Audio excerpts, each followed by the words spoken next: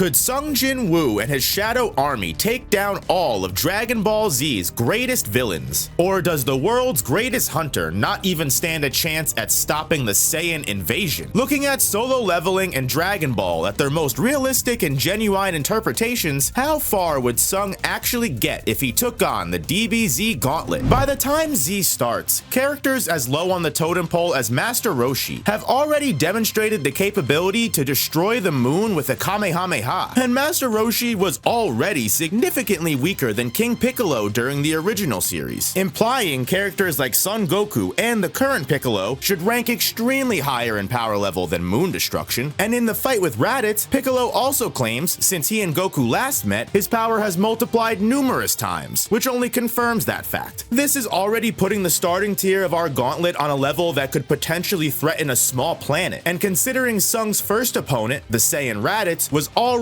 overpowering Goku and Piccolo while they worked together, that becomes even easier to believe. During Piccolo's training after Raditz, it only takes him a casual ki blast to destroy the moon, and he is assumed to have reached Raditz's level by this point, if not be fairly close to it. But by the time the Z Fighters are taking on Nappa and Vegeta, they are not only able to easily tank attacks of this level, multiple times higher in fact, as seen with Goku's Kaioken vs Vegeta. When reaching his current maximum power level of 18,000,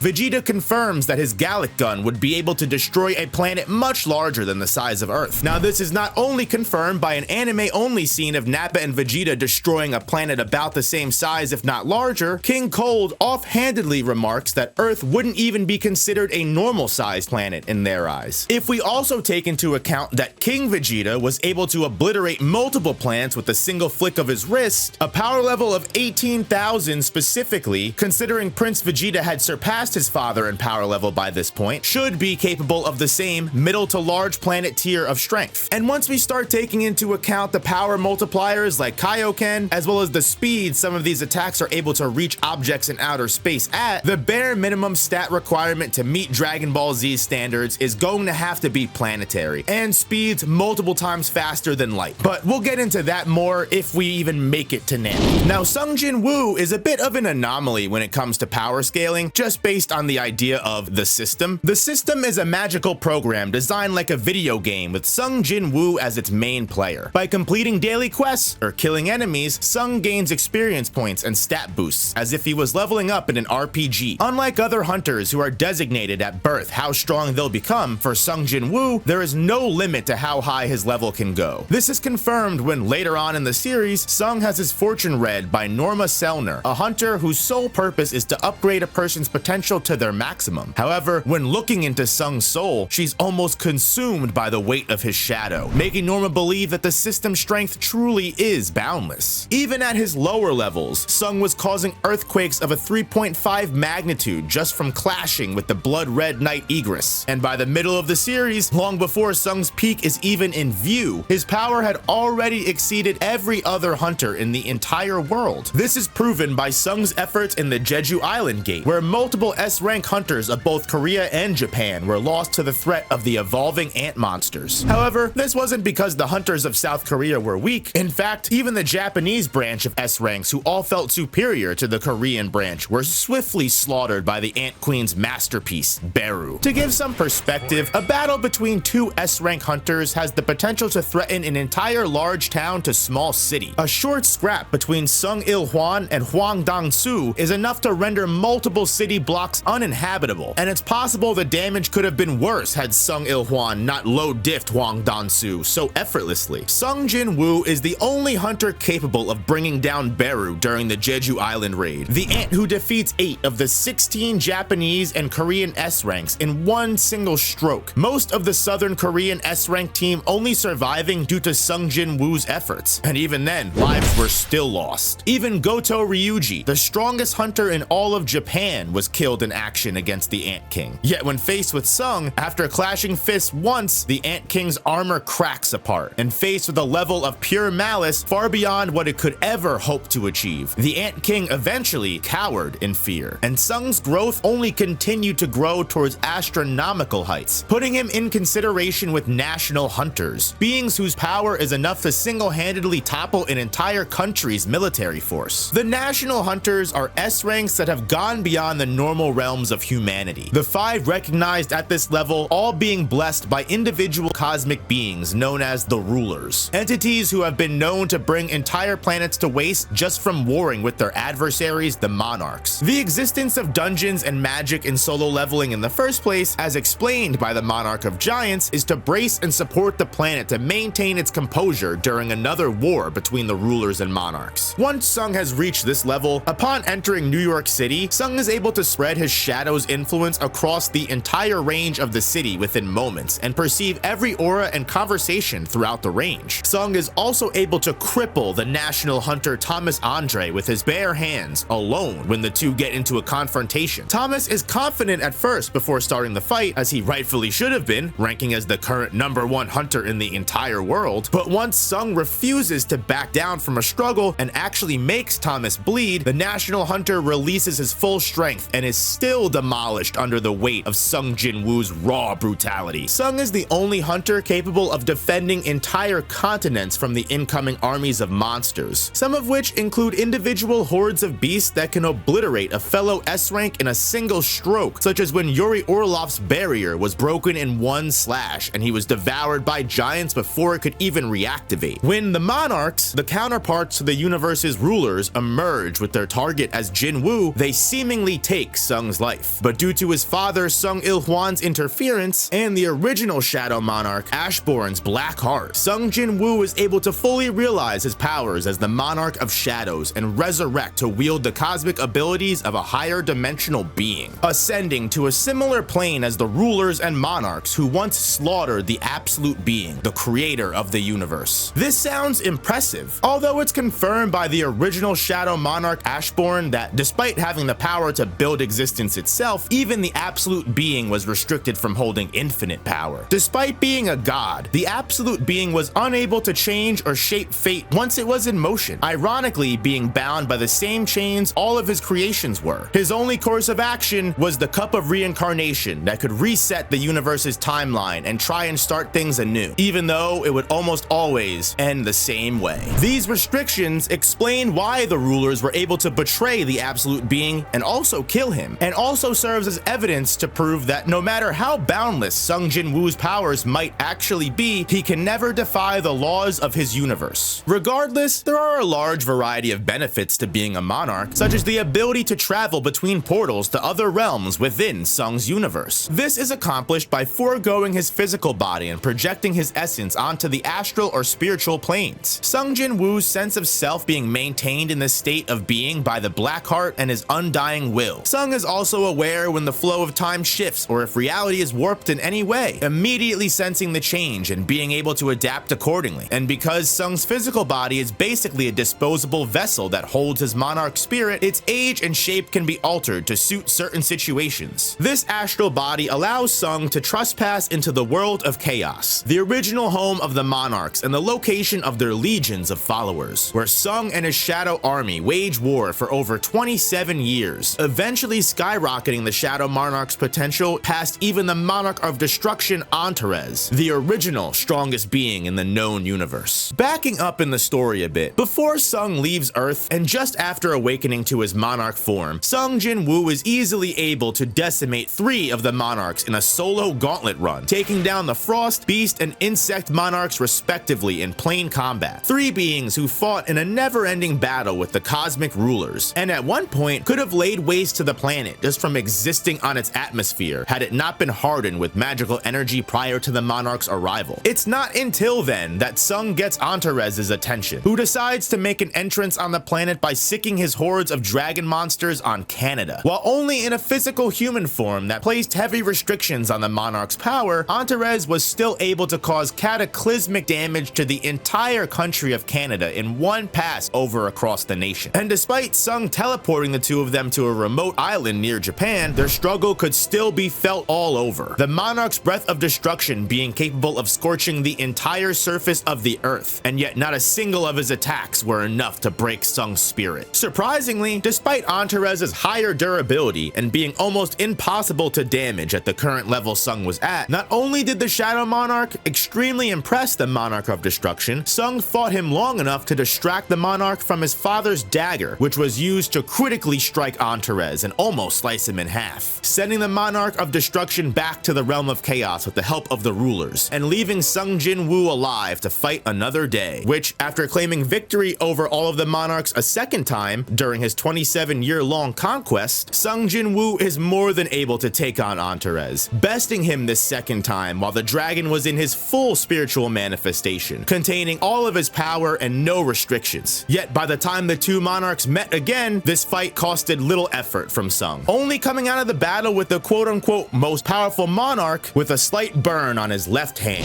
In order to understand how far Sung would actually get in Dragon Ball, we have to find a realistic tier of power to place him in, taking into account the amount of experience Sung would have received in the long 27-year war against the armies of chaos, and the fact that the strongest monarch Antares wasn't even a challenge for the Shadow Lord by the time Sung's conquest was over, implies Sung's power has to significantly surpass the original statement of rulers and monarchs destroying the world if it was embraced. Even with the previous 10 years of preparation, the Earth still couldn't withstand the full existence of Antares' spirit form, and he had to limit himself to a physical vessel to confront Sung in the original timeline. Considering Antares' complete power wasn't even enough to harm Sung Jin Woo on any critical level by the end of the series, it should be assumed the Shadow Monarch's spiritual manifestation should carry that same planetary threat level. This would follow Antares' breath of destruction torching entire countries and potentially continents despite only being at a fraction of his true strength. And if we are to use King Cold's statement from Dragon Ball and assume Earth is barely the size of a normal planet, this might not mean much in the grand scheme of things. But again, assuming this is a magically supported Earth that still couldn't withstand the Monarch spirit form, the planet's density might be inflated in this circumstance. The sequel series, Solo Leveling Ragnarok, also has Sung Jin Woo transcending galaxies to fight against a race of beings known as the Itarim, siblings to the Absolute Being, who have set their sights on the human realm due to its lack of a current god. For this reason, along with the idea Sung Jin Woo has surpassed the Absolute Being themselves, a lot of people might assume Sung has reached the potential to destroy entire galaxies or even universes. While I can see where most would come to this conclusion, as mentioned before by the Solo Leveling series itself, the Absolute Being's creations cannot change or defy the laws of the universe that are in place. This power is reserved for the Itarim, and even then, after the realm has been created and life given breath, the Itarim or other Absolute Beings are bound by the same restrictions to the universe as their creations. It is, however, stated multiple times that a war between the cosmic beings has and will continue to end the lives of planets throughout the universe. And while it's assumed this is due to the clash of multiple monarchs and rulers, Sung Jin Woo massively overleveling all of them adds weight to his claim of single-handedly being able to waste a planet should his raw power be released at maximum. Just Sung and Antares' first battle in their human forms was enough to distort space and time across the planet. On the other hand, since we have yet to see a monarch or even Sung Jin Woo himself destroy multiple planets or more in any single scene, mention, or statement, it does become a lot harder to argue anything higher than planetary without sounding biased, or if we're taking Ashbourne's universal restriction statement as true, just being straight up incorrect. At best, I think if you wanted to argue due to Sung Jin Woo's insane power progression, post-solo leveling and into Ragnarok, as well as the fact that Earth was extremely fortified with 10 years of magic density, mid to large planetary range makes sense for the Shadow Monarch's power level. And based on Sung's reactions and capacity to dodge Antares' breath of destruction, stated to move at the speed of light, Sung's own speed should be multiple times faster then. Although, as he gets further into the gauntlet, the amount of multiplications faster than light his Dragon Ball opponents will be should begin to overwhelm him. Now, none of this is taking into consideration the different abilities and tactics Sung Jin Woo's army of Shadow Warriors is bestowing onto him, but we'll discuss that a little bit later. The best possible way to figure out how strong Sung Jin Woo would be in comparison to the Saiyans would be where he scales in reference to Goku, and probably more importantly, which version of Goku he scales to, as by the time Raditz appears on Earth, Goku's power level is stated to be around 416. However, when using the Kamehameha, Goku's power level doubles at 924. Judging on how both of these characters would be considered, again, anywhere from moon to small planetary based on your interpretation, with Raditz of course on the higher side, being at a 12 to 1600 power level, we have to figure out where exactly these power levels place us on a scale in Solo Leveling's universe, because they're mostly just a bunch of numbers if we can't concretely apply them. The Dragon Ball guidebooks claim a power level of 10 10,000 is required to reliably destroy a planet-sized object, putting characters like Raditz and Nappa below the cut, at least in their base forms, because we will be talking about Ozaru later, I promise. Now, I know there are still arguments to be made why characters like Goku or Raditz at this point can still destroy a particularly smaller planet, especially considering how much of a power difference there is between the Saiyan Invader and the Z Fighters at this time, as most of Goku and Piccolo's attacks aren't even capable of affecting Raditz at all. If Earth is incapable of withstanding Sung's maximum power, then Sung's power level should exceed the power level required to destroy it. Now, in Dragon Ball, when characters use their ultimate attacks, their base level fluctuates, resulting in the number increase mentioned with Goku's Kamehameha, or more specifically in this case, Vegeta's Gallic Gun, boosting Vegeta's power level to 18,000, reliably destroying the Earth and potentially a planet even larger in size. While it's unknown exactly how much bigger than Earth this theoretical planet would be, it's safe to say it might not be that big of a difference based on the large gap between Saiyan Saga Vegeta and Namek Saga Vegeta, who are both still considered planetary level. During the Namek Saga, the strongest member of the Ginyu Force, Captain Ginyu, is able to reach a maximum power level of 120,000, a far reach from Vegeta's previous Gallic Gun, yet still not out of the realm of destroying planets. Unfortunately, because none of the Ginyu Force have any actions or feats to call upon for size judgment, the next best comparison we have is the destruction of planet Vegeta, an object 10 times the size of Earth that was blown up by Frieza with the casual effort of a single finger. While in his first form, at its maximum power, a death ball from Frieza is capable of producing a power level of 530,000, nearly 30 times the strength of Vegeta's Saiyan Saga Gallic Gun. We know, based on the sheer amount of increase, especially when considering Frieza's 4 transformations and the power amplification involved with those, although scholars and basement dwellers alike heavily debate where exactly the threshold is reached, Namek Saga's main villain Frieza should be the first Dragon Ball character to surpass the tier of planetary, reaching the attack and destructive potential of star level. This should not only be possible based on the assumption Frieza's power level directly correlates with the scientifically proven amount of required force to destroy a star, assuming Captain Ginyu with his measly 120,000 number is on the larger range of a planetary scaling, and Vegeta's 18,000 was a planet seeming to scale only slightly bigger than Earth, which we have already confirmed is small, I would have to assume that Sung Jin Woo is much closer in power range to Saiyan Saga Vegeta than Captain Ginyu. Remember, King Vegeta, who was confirmed to be weaker than his son, was blasting away multiple planets like it was nothing. So it's not to say Sung Jin Woo is weak. However, being honest, the magical density argument for planetary can only take Sung's potential so far when he himself has never shown direct feats of planetary destruction. At best, I'm willing to compare the Monarch of Shadows to a Saiyan Saga Gallic Gun. But if you still wanted to push the agenda that Sung Jin Woo should be galaxy to universal level, despite my arguments against that, there are multiple generosities that can also be awarded to Dragon Ball's side that would instantly even the odds, such as verbatim statements that Frieza's second form had enough power to destroy the entire universe, as well as villains like Cell and Buu having similar comments about them in both the manga and anime, as well as other statements that say they had the potential to destroy all of the known solar system, galaxies, and even the universe again. It is confirmed that even the Iterim Sung Jin Woo is fighting against in Ragnarok cannot defy or destroy their own universes once they are created. So if we go with the whole universal galaxy solar system idea, we are immediately putting Sung at a disadvantage against every single one of these characters, regardless of the interpretation. Either way, I think just based off of everything we've discussed, Sung Jin Woo should be able to handle and fight against the Saiyan invasion to defend his home planet of Earth. Prince Vegeta would most likely be his closest fight, and considering there isn't a huge power spike until Sung Jin Woo reaches Namek, the Ginyu Force would be his next big problem. However, backing up a bit, just because Sung has the power to match a Gallic Gun, does he actually have the combat experience to handle elite Saiyan warriors? Sung Jin Woo's stats are split into 5 categories: strength, vitality, agility, intelligence, and sense. Each determine the power of an individual trait or talent of Sung, corresponding directly with the number reflected in each stat. For example, strength applies to Sung Jin Woo's physical striking strength and lifting capacity, where stats like agility increase things like Sung's reflexes and perception to boost reaction times in combat. Intelligence determines Sung's magical ability and his maximum mana, while vitality decides his maximum health and overall durability. Sense is self-explanatory as well, increasing Sung's overall mana detection and danger sense, expanding the human senses to reach entire city-wide distances or more if required. The Shadow Monarch's superior battle sense and combat experience allow him to single-handedly defeat 3 other Monarchs with ease. Sung's high reaction time allows him to analyze the Frost Monarch's entire moveset down to the minute motions of the Frost Monarch's muscles, breathing rate, and where his mana might be flowing towards, capitalizing on that extra sensory to overwhelm the Monarch. Even early on in the series, Sung is capable of outspeeding multiple Ice Elf archers, catching their arrows before half of them are even shot and carving them up before a single reaction was possible. His sensory skills are so ingrained, it's almost instinctual, as Sung has even displayed the capability to respond to completely invisible opponents who he should have no true ability to sense. The system also provides Sung Jin Woo with a scouter of his own, color-coding every enemy he faces based on the level of power compared to his. This guarantees Sung will always have a handle on how strong his opponent is, giving him the opportunity to respond to weaklings with less effort, and vice versa, alerting Sung to when he's in the presence of an equal or more powerful foe. It also blesses the Shadow Monarch with reality-bending benefits, such as a bottomless pocket storage that can recall items or weapons at any time, and a shop that allows Sung Jin Woo a chance at buying items like potions to restore his health or mana to return it to full strength. These potions can also regenerate entire limbs or organs should they be lost in battle, and normally an ordinary hunter would require high levels of spatial magic to accomplish these feats, while also wasting large amounts of mana. Yet Sung gains the option of using all of these cheats even mid-battle, regardless of his location, free of charge, and at no cost to his overall mana or stamina. By employing a strategy of always being one step ahead of your opponent, as well as being able to take on those more powerful than you due to advantages like healing potions, Sung can create opportunities in certain fights where he normally would not be able to. This happens twice in the solo leveling series alone, where Sung tackles the Demon Castle's guardian Cerberus at too low a level, as well as when Sung Jin Woo initially defeats Igris and he's faced with the never-ending army of knights and mages. In both battles, Sung is on the precipice of death against 2 threats that are too much for his current power level. Against Cerberus, it was a case of Sung Jin Woo entering the Demon King's castle too early and being vastly underleveled to handle a boss of Cerberus's strength. Once the battle began, there was no way for Sung to escape, leaving him on the verge of death nearly twice and losing an arm in the process. And in the case of the endless wave of soldiers, while the group of enemies were by no means stronger than Sung Jin Woo, their large numbers as well as repeat revivals exhausted Sung until he couldn't properly fight back. This was also directly after defeating Igris, a boss that forced Sung to shatter his limits and wore him severely out beforehand. In both situations, Sung's quick wit under pressure allowed him to manipulate their system's existing benefits to provide him with an even greater advantage. By taking advantage of the daily quest function, Sung was able to teleport out of the endless wave at his lowest moment and escape death through attrition. The system's punishment for not completing a daily exercise would result in Sung being transported to a desert dimension where giant centipedes hunt him down. But by taking that risk and placing himself in a potentially even worse situation, Sung was actually high enough level to take down the punishment centipedes and receive a massive boost of experience, returning to the endless wave of soldiers after the time limit was up and fully rejuvenated by the level ups. And his struggle against Cerberus led to a much more straightforward solution, which was using health potions to fully restore his stamina just as he was on the brink of death. But what also opened up a chance at victory against Cerberus was a secondary advantage the system awards its player: access to advanced weaponry that not only boosts Sung's existing stats, but can stack debilitating status effects onto his enemies. Sung has a vast arsenal of weapons, all available to be summoned at his beck and call, that can vastly change the trajectory of any fight, even against more powerful opponents, such as Kasaka's Venom Fang, one of the first daggers Sung receives on his journey, where upon making contact, Kasaka's Venom Fang will not only inflict paralyzation, stopping movement in a weaker target for a short amount of time, but can also cause bleed, a status effect that reduces an enemy's health by 1% for every second it remains active, potentially causing death if it's not stopped. There are also weapons like the Demon King's Longsword that can produce catastrophic lightning storms and surges across a large area, or the entire set of short swords called Kamish's Wrath. And in Ragnarok, Sung Jin Woo crafts 6 legendary blades out of the Monarch of Destruction named Antares's Fangs, powerful enough to cleave through entities known as the Titans, threats said to be as powerful as the rulers or monarchs that are known to devour entire planets worth of magical energy. This entire arsenal of blades can all be swapped interchangeably in physical combat, or used as projectiles and long-ranged weapons thanks to skills like Dagger Rush or Sung's telekinesis through Ruler's Authority. All of these blades being used used in tandem with one another to produce chemical reactions and take advantage of an opponent's weakness, regardless of their power difference. On top of the secondary effects, each of these weapons boosts Sung Jin Woo's stats specifically in certain categories, making his already excessive power even more refined. These additional stat increases are applied after Sung's base potential, acting as buffs to his already planet-devastating strength. Some of this equipment results in direct number increases, while others might actually boost Sung's abilities on a percentage scale for maximum impact. And like in any regular RPG, the system provides Sung slots to also wear armor and accessories, each of these having their own properties that can add to Sung's powers as well, such as the high levels Knight set and Egret's helmet that both amount to a 25% overall reduction in taken physical damage, as well as the Demon King's triple set of equipment that provides an additional 30 to 60 plus boost in every stat category. While direct numbers in stats are difficult to quantify for scaling, percentages are much easier to work with due to scaling proportionally with what is being measured. If Sung's equipment provides him with a 25% reduction in physical damage, every attack Sung gets struck with will immediately be reduced in effectiveness, whether it comes from Raditz or Majin Buu. This also applies to Sung's active and passive skills, specifically with abilities like Kasaka's Armored Skin, a technique that reduces physical damage Sung takes an additional 20%. Offensively, the Shadow Monarch also has skills like Advanced Dagger Arts that increase Sung's own physical damage 33% when he uses blades, and for opponents wearing Frieza's heavy armor, the ability Night Killer, boosting Sung's damage against armored enemies specifically by an additional 25%. Sung can even activate certain skills on command, like Sprint, providing a 30% increase to Sung's base speed, while others are more tactical, like the ability Vital Strike that helps subconsciously guide Sung's attacks to an enemy's vulnerable points for critical hits. Some skills are meant to specifically lay dormant until Sung needs them, acting almost as desperation tactics that can level the playing field in moments of crisis. Two of these abilities are named Perseverance and Triumphant Over Adversity, and they only activate upon Sung Jin Woo losing health or reaching critical condition. The system keeps track of Sung's stamina and overall life force through a health bar, dramatically increasing in length every time Sung levels up and exponentially expanding his longevity in battle. As Sung's health depletes, he will begin to show signs of exhaustion and his movements will begin to slow, reducing in low amounts for small wounds and low damage, while larger injuries or losing limbs will result in larger quantities of health being drained. And while anything can be regenerated, it's important to note that health potions stop being effective for Sung Jin Woo after 10% health is reached, meaning Sung has to monitor his health and stamina closely or he can miss a chance to recover. This is where the two previously mentioned skills come into play though, as should Sung ever fall below 30% health, the ability Perseverance automatically procs, instantly igniting a new level of durability to protect the Shadow Monarch and outright having all further damage taken. Until the battle is over, not just physical, but any and all attacks inflicted upon Sung will have their effectiveness reduced by 50%, stacked additionally on top of any existing debuff Sung's skills might have caused. Meanwhile, Triumphant Over Adversity plays an active role in the fight much earlier on, by providing Sung much more longevity throughout an extended battle, as for every 1% of health Sung has lost, Triumphant Over Adversity increases Sung's base stats by an additional 1%, up to a maximum of almost 100 before the Shadow Monarch will eventually keel over, meaning Sung Jin Woo progressively gets closer and closer to more than double his overall power the more pain he endures. Most of you have probably also noticed that I've neglected to discuss Sung's Shadow Monarch powers a lot, and that's for a reason. Yes, Sung Jin Woo is the new incarnation of Ashborn, an outer dimensional being capable of raising undead souls into becoming his shadows and fighting alongside him. In fact, the entire purpose of Sung being made the player of the system in the first place was to prepare his body as a vessel for the previous Monarch of Shadows. However, after completing the final trial of the Architect and piercing Ashborn's black heart, Sung was able to win the former Monarch over with his strength and determination, opting to leave all of his power in the hands of Sung and entrusting Sung with every last drop of strength, causing Jin Woo to transcend humanity as the new Monarch of Shadows, gaining access to the millions of Shadow Warriors that were previously at Ashborn's disposal during his war against the rulers, as well as maintaining Sung's own personal battalion earned over the course of all his victories in the series. It's important to understand, regardless, that this Legion of Shadows is totally separate from Sung's base potential. The Saiyans are all talented martial artists, especially considering how easily they're able to take down the Z fighters in physical combat, who are all exceptionally powerful powerful in their own right as far as the average human goes. Yet even with all of their excessive training, they were plucked one by one from the living through either Cybermen humiliation or sacrificing themselves for the chance to even put a scratch on a Saiyan elite like Nappa. These villains are also capable of gathering their ki together, something that took some of the Z fighters years to master, and use it to create energy attacks of mass destruction with little to no stress on their overall stamina. Raditz's double Sunday vaporizes Piccolo's left arm on contact, threatening to use another variation of the attack, Shining Friday, to kill Gohan on the spot. Two characters who at the very least are established to survive attacks that can blow up the moon and more, and elite warriors like Nappa can also simply raise two fingers and cause metropolitan cities to be blown to smithereens, even launching large energy waves from their mouths like breaker cannon that are powerful enough to kill a Namekian like Piccolo. There are also things like Vegeta's Galaxy Breaker as well as his Gallic Gun, but we've already discussed those. Considering the Saiyan's physical attacks will be cut down to nearly half of their actual power, these ki techniques are their best offense against the Shadow Monarch, reducing even previously thought to be close fights like Sung versus Saiyan Saga Vegeta in difficulty because of the severe debilitations to Vegeta's overall power. And as Sung is worn down by any of these enemies, the negative consequences on their power levels will only continue to grow harsher, until eventually Sung has surpassed them in raw force despite previously being at a disadvantage. It's very clear in Dragon Ball how much a raw strength difference can make, to the point it's almost impossible, no matter how much a character struggles, to do damage to the higher level opponent. This can be seen when Nappa casually tanks the same kind of ki blast Piccolo used to destroy the moon earlier, but inversely creates situations like Goku vs Nappa, where outright embarrassing your lesser at every single turn is possible. Goku had such a power advantage over Nappa when arriving on Earth, the Z Warrior was able to deliver individual crushing blows to the Saiyan for each of his friends that died before Goku could make it there. If we are to believe the earlier calculations of Sung Jin Woo's power level being at the very least above 10,000, also taking into account the Shadow Monarch's passive and active skills, Sung would be overkill for Saiyans like Raditz and Nappa, just as it would be for a Kaioken Goku. Abilities like Triumphant over Adversity or Perseverance only activating in battles where Sung Jin Woo really needs to close the gap, and even then, Sung's passive damage reduction and general attack boost significantly level the playing field against opponents more comparable to his own level, like Saiyan Saga Vegeta. However, all of this is assuming none of the Saiyans are able to make use of their final desperation move, the Ozaru Great 8 transformation, a beastly form that all Saiyans with attached tails are able to manifest when in the presence of a full moon. Vegeta is shown doing this as a last resort against Goku, but it should also be assumed, and is potentially proven by the video game inclusions, that Raditz and Nappa can also tap into this Saiyan secret as well. By conjuring a false moon with their ki, Vegeta was able to launch the energy ball far into the sky and create a placebo. And in the Ozaru form, a Saiyan's power level is multiplied by a base of 10, vastly amplifying their maximum power levels into an entirely new realm of strength. Even for a low-ranking Saiyan like Raditz, this increases his power level to 16,000 and makes him an actual potential threat to Sung Jin Woo, where previously the difference in their strength might have made Raditz a pushover, and now Saiyans like Nappa with a base level of 4,000 would far surpass anything we've been able to award Sung stat-wise so far, let alone characters like Vegeta, who could potentially reach a maximum power level of 180,000, far higher than even Captain Ginyu from the Namek Saga. And when transforming into his Ozaru form, there was nothing Goku could do to stop Vegeta from crushing every bone in his body. Even if Goku wanted to fight back, Ozaru Vegeta would have been more than 9 times the raw force and durability for Son Goku to handle. While any great ape can just as easily have their tail removed to end the transformation early, Vegeta has proven that even against multiple enemies, as long as the great ape has the wits about them, which is important to note not all of them do, they can keep track of and dodge attacks just as easily as they could before, only their Ozaru forms are just much bigger targets. Yajirobe was only able to sneakily cut through Vegeta's tail due to being fully distracted by an entire team of Z Warriors attempting to save Goku from being split in two, which I guess is now the perfect moment in the video to finally start talking about Sung Jin Woo's Shadow Army, and if they would be able to recreate that feat and even the odds against 6-figure power level threats. After unlocking the Necromancer class, Sung Jin Woo's special player status opened up the unique Monarch of Shadows job route. By wielding shadows and controlling the darkness itself, Sung Jin Woo is able to extract the souls from defeated enemies and turn them into his personal shadow soldiers. This ability, known as shadow extraction, is not guaranteed guaranteed to work on every fallen opponent, and after 3 failed attempts, it's impossible for the Shadow Monarch to try and extract the corpses again. There are special cases, like with the legendary Dragon Kamish, where it has been too long since the monster's remains had perished for its shadow extraction to survive. However, sometimes it can simply fail just because the being is too high a level or its undying will is too defiant. Regardless, over the course of Solo Leveling's run, Sung Jin Woo has amassed a battalion of over 10 million shadows, consisting of a mix of Ashbourne's prior army of yore, Sung's own personal victories, and the Monarch's legions of chaos. For a small cost of Sung's mana, he can conjure as many of these shadow warriors as he pleases, and should they fall in battle, they can just as easily be resurrected. While losing a large number of shadows can drain Sung of his maximum mana in a short amount of time, by the time Sung is assimilated with Ashbourne's Black Heart and fully accepted his Monarch status, mana isn't even a factor in a single one of Sung's fights going forward, and he's always got potions to use if he needs it. This should imply the shadows cost such a minuscule amount of mana at this point, it's not even relevant to consider running out of energy as a potential vulnerability. While this does afford Sung a tremendous amount of help in battle, it would be much more beneficial than having a personal Yajirobe to cut off Vegeta's tail and remove Ozaru Mode's power up from the equation. A large percentage of the Legion of 10 million shadows is surely low-ranking knights and magical beasts, but even the most common of Shadow Warrior is comparable to a B-rank hunter, making them all the more capable to act as stand-ins for certain types of distractions or setting up Sung Jin Woo to take advantage of weak points like a Saiyan's exposed tail. From high orcs or giants that can flatten entire cities in minutes to outer dimensional warriors that wage conquest on the rulers and monarchs. Where Sung Jin Woo gains potential to far exceed his initial power level is with the generals and legendary monsters that lead these foot soldiers. As Sung gains experience, so too do his shadows, resulting in some of Sung's earliest shadows actually becoming some of his strongest by the end of the series, evolving alongside their monarch and strengthening their bond, creating a connection of trust and brotherhood that expands much further than a monarch and his shadows, feeling much more similar to a loyal, dedicated knight risking its life for a king they truly believe in. This creates an environment where Sung is not just supported by his shadows, but able to create extremely powerful chemical reactions with them in battle, fostering a fighting style where Sung and his shadows can synchronize attacks or change strategies without even needing to exchange verbal commands, the two sides working together as if from the same coin. While it can be argued this is because Sung and his shadows share a telepathic connection, it's much more evident that Sung and his trusted marshals are able to coordinate subconsciously due to fighting alongside each other for such a long period of time, as well as training together relentlessly to attain such new heights of strength. Certain shadows only exist to be used for specific purposes, such as Kaizel, the Wyvern, who can be summoned to grant Sung an aerial advantage, as well as access to flight if a battle requires it. Kaizel was instrumental in Sung's battle against Antares's humongous dragon form, allowing Sung to quickly maneuver around the giant monster's body and travel across large distances to avoid Antares's wide attack range. Or Tusk, the high orc shaman originally known as Kargogan, who acts as Sung Jin Woo's mage general. Initially an extremely powerful curse user, Tusk is still one of Sung's most powerful magic users. Combined with the Orb of Avarice, an artifact that doubles a spellcaster's overall power, Tusk is capable of obliterating large areas of effect and quickly reducing enemy armies in numbers with catastrophic spells like Hellfire or Gravity Manipulation. Tusk's magical prowess was useful even against enemies like the Monarchs, but can primarily change the tides of battle with curses that inflict debuffs or status effects, such as Hymn of Blindness that removes a target's eyesight, and Hymn of Lethargy that petrifies an opponent on the spot. Spells like Hymn of Frenzy can also weaken a target's defense directly to make them more vulnerable to attacks they might not normally take damage from. Some shadows also exist simply to provide Sung with allies powerful enough to stand alongside him in battle. Shadows like Greed, extracted from the corpse of S-rank hunter Huang Dong-su, one of Sung's shadow generals that was able to break out of the Frost Monarch's ice prison by simply flexing his biceps, putting him on a level comparable to outer dimensional beings. Or Iron, another shadow extracted from an A-rank hunter named Kim Chol, who although only reaching elite knight status in Sung's army, is still able to provide meaningful backup in battle. Comparable in strength to an S-rank hunter, Iron's former nature as a tank makes him an extremely durable shield to summon in front of Sung and dull any serious damage. Considering the tank can just be resurrected afterwards, even by the end of solo leveling, despite being vastly outclassed by some of the newer shadows, Iron still exists as a useful form of defense for the Shadow Monarch. And with his ability Shout of Provocation, taunting enemies and prompting them to focus any and all attacks on iron alone, the shadow can force Sung's enemies to waste their energy on iron whether they want to or not. Last but not least would be Sung Jin Woo's marshals, as well as his Grand Marshal, Bellion. The Blood Red Commander Igris is one of the two major wings of the Shadow Monarch's army, and one of the first shadows extracted by Sung Jin Woo, as well as being one of Ashbourne's original generals as well. Although Igris is surpassed early on by shadows like Tusk or Beru, when Sung Jin Woo obtains the Black Heart and becomes a full-fledged monarch, Igris's original strength returns, maximizing the Blood Red Commander's power and pushing him far past Tusk and potentially even Beru, the Ant King. When fully awakened, Igris is capable of holding off the Frost Monarch in battle all on his own until Sung can return to the battlefield. Enough for the outer dimensional being to see Igris as a troublesome opponent, and even making Igris a reasonable match for Sung Jin Woo in sparring matches. Igris's main appeal is his extreme speed, rivaling and potentially even surpassing Sung's own faster-than-light reaction time and agility. Similar to the Blood Red Commander, Sung's other marshal, the Ant King Beru, is also able to compete with the Shadow Monarch in combat. Although the Frost Monarch comments about Igris being stronger, Beru has multiple moments of carnage and gore that solidify him as, at the very least, equal in power. The Ant King is capable of clearing an entire A-rank dungeon by himself, as well as defeating the boss, and could even dispatch giants emerging from an S-rank gate in Japan with single attacks, tearing into a monster's eye and ripping it apart from the inside out. Beru is able to fight alongside Sung as he faces off against the three monarchs, Insect, Beast, and Frost, eventually being left to hold off the Insect Monarch until Sung returns to finish the job. Like Greed and Igris before him, Beru is also capable of shattering the Frost Monarch's ice prison, and the Ant King can also injure the outer dimensional beings by cutting off the Insect Monarch's fingers. After devouring his enemies, Beru is able to absorb their abilities and make them his own. Because of this, the Ant King is an exceptional healer. Beru can spit a magical poison that is extremely toxic and can paralyze an opponent on contact. It was supposedly enough to kill Sung at level 100 in seconds during the two's first encounter, although due to Sung's passive skill, Kandiaru's Blessing, and the Will of Rehabilitation, status effects like poison or magical curses are basically useless against the Shadow Monarch. And then there's Bellion, a lifelong warrior born from the fruit of the World Tree. As Ashbourne's first ever Shadow Warrior and the strongest shadow in all of existence, Bellion has led the Shadow Monarch's army in both Ashbourne's war against the rulers and Sung Jin Woo's conquest against the world of chaos. Emerging from a gate in Korea after Sung Jin Woo defeated the three monarchs, Bellion entrusted himself and the millions of former Shadow Warriors into Sung's care. This gate, mind you, was deemed threatening enough to require all of the world's S-rank hunters to handle. Bellion instantly installed himself as Sung's new Grand Marshal after effortlessly dispatching Beru's attempts at reclaiming the lieutenant position, and despite Beru going all out in the fight, Bellion is easily able to brush off the latter's surrender, making Bellion's superiority to any and every shadow expressively obvious. Not only can every single one of these Shadow Warriors be summoned to fight with Sung simultaneously, the Shadow Monarch also has unique abilities that allow him and his army to better coordinate. Not only are Sung and his Shadow's senses connected telepathically, allowing the Shadow Monarch to look through and switch between any of his Shadow's eyes to get a better visual of the battlefield, at any point in time, Sung can swap locations with one of his shadows, no matter how far the selected soldier may be. This ability, known as Shadow Exchange, grants Sung a tactical advantage in battle, where at a moment's notice he can be replaced with one of the shadows that can regenerate from any attacks, keeping Sung unharmed and put in a completely safe location, where vice versa, an opponent could be going up against what they believe is a weaker shadow, bracing for an incoming attack that they know they can endure, where all of a sudden that foot soldier is swapped out with a colossal blow from Bellion, crippling the opponent from catching them off guard. As a master over shadows, Sung is also able to have his Shadow Warriors infiltrate other people's personal shadows, whether they be friend or foe. This is normally used for Sung to keep surveillance on loved ones, as well as provide protection in case of emergency should the shadow need to emerge and defend the infiltrated target. But it can also be utilized for sneak attacks, making an enemy think they've avoided damage. Meanwhile, Beru or Igris are literally on their heels, ready to counter. With multiple abilities to manipulate these Shadow Warriors in ways that keep Sung from harm without any type of compromise on his own strength or power, if anything, only extremely boosting it, the conversation becomes more than just Ozoru Vegeta or the Ginyu Force outscaling Sung's power level. Despite previously making the argument power level differences can result in outright domination, the question should be, are power level differences able to make up for being outnumbered? And the answer is almost always yes. It has been demonstrated multiple times in this video alone that characters like Nappa or Ozaru Vegeta are easily able to overcome fights when they have multiple opponents, especially when we get to Namek, where characters like Recoome are able to take on multiple Z fighters and survive every attempt they make at killing him. Whether Vegeta is tossing Recoome into a mountain and obliterating it, or Krillin and Gohan attempt to sneak attack the Ginyu Force member, at the very best, Recoome loses a bit of his body armor, his teeth, and has parts of his hair singed off. Yet at this point in the story, both Krillin and Gohan are said to at least have power levels at the very least of 13 to 14,000, and Vegeta himself eclipses a potential power level of at least 30. Yet against Recoome, whose power level across different media is estimated to be somewhere between 52 to 71,000, the three Z fighters are powerless against Recoome's torture, even when they attempt to work together. And only Goku, whose estimated power level while in Kaioken is anywhere from 90 to 180,000, is enough to defeat Recoome. And this very same situation is repeated almost immediately in the same story saga, where Frieza, making use of the numerous power boosts from his different transformations, effortlessly swats away Z fighters like Gohan, Piccolo, and Vegeta all at once, who by now have all reached 6 figures of strength. Meaning, despite multiple of Sung Jin Woo's marshals potentially even standing on comparable ground with the Shadow Monarch himself, if the difference in power is too great between these opponents, there's no amount of shadows that can fill that gap. Sung does still have additional techniques that can further boost his shadow skills, like Domain of the Monarch, which is essentially just a field spell that empowers Sung's shadow army with an additional 50% buff to all of their stats. Sung can even utilize complete dominance over the shadows, using Umbra Kinesis that embrace the shadows to their fullest extent and actually manipulate the darkness as a spiritual force, conjuring forth jet black armor and channeling the form of Ashborn. Sung Jin Woo not only transcends humanity onto the astral plane in this outer dimensional god of death transformation, but his size and form can grow to the size of a giant, large enough to tower over the Monarch of Destruction's dragon form. Still, with all of the combined effort of his shadows, different skills, passive abilities, and combat experience, it has been proven time and time again in Dragon Ball there will be a gap too large that power cannot overcome. While Sung Jin Woo has proven on multiple occasions he can break his limits and get himself out of crisis situations, eventually, somewhere down the line, the Dragon Ball villains will become too much for him to bear. Both Super Saiyan Goku and 100% Final Form Frieza have surpassed the power level threshold of 100 million while they battle over what remains of planet Namek. Both of them strong enough to obliterate entire star constellations out of the sky. And if we use the established base of power for Sung in this video, there is no realistic way for the Shadow Monarch to gain any amount of experience or arise the perfect shadows to turn the tides on gaps of strength that wide. Now, that's not to say there aren't arguments to say Sung wouldn't be able to win against threats like Frieza either. As mentioned previously, there are definitely debates to be had about whether or not Sung, who has grown powerful after his 27-year war, may be able to surpass the power levels of solar system to galaxy. However, I believe with the evidence presented in this video, it's made pretty clear this is not the case. Not even just because the rulers, whose entire problem in solo leveling, by the way, is that they can only reset the universe with the Cup of Reincarnation a finite number of times, because they are not able to transcend that universal plane and replicate the absolute being's power. Also, as stated before, if you really wanted to take things to this level, there are numerous statements from Dragon Ball characters that would imply universe-ending power as well. And for the solar system to galaxy strength tiers, Perfect Cell's final Kamehameha was potentially going to destroy the entire solar system in one single energy wave. Super Buu's screams alone were enough to tear open the fabric of space and cut portals into other dimensions, and after absorbing Piccolo, Gotenks, and Gohan, the Majin was almost going to cause a mass extinction event across the entire galaxy, if not the universe itself, from the sheer amount of power being conjured by his whales, implying Sung Jin Woo is eventually going to meet his match regardless of how strong you really want to make him, especially if you take him all the way to Super against characters like Beerus, Golden Frieza, or Jiren, because then the universal arguments stop right there concretely. None of this takes into account how massively outsped Sung would be getting at this point, as while sure, Sung can be calculated to be multiple times the speed of light based off feats in the manhwa and statements in the solo leveling novel, at a certain point, Dragon Ball characters are just going to be reaching hundreds to thousands of times the speed of light. And at a certain point, Sung's just gonna have to give it up. Sung Jin Woo is an impressively powerful character in modern fiction. I think genuinely having arguments as to why he could fight his way all the way to Namek, even to Frieza maybe, if you want to be super generous, generous is an extremely awesome feat. I would love to hear what your guys' opinions are down in the comments, as in my experience, Sung can be a little bit hard of a character to concretely scale outside of his own verse. But I hope I did my best in being unbiased and as fair as possible. Thank you guys so much for watching this far into the video, and I sincerely appreciate you as a viewer. Drink some more water. I hope you have a good rest of your week, and leave a like because this is going to be the last video like this for a while. PBS Moons and more cartoon content is on the horizon. Peace.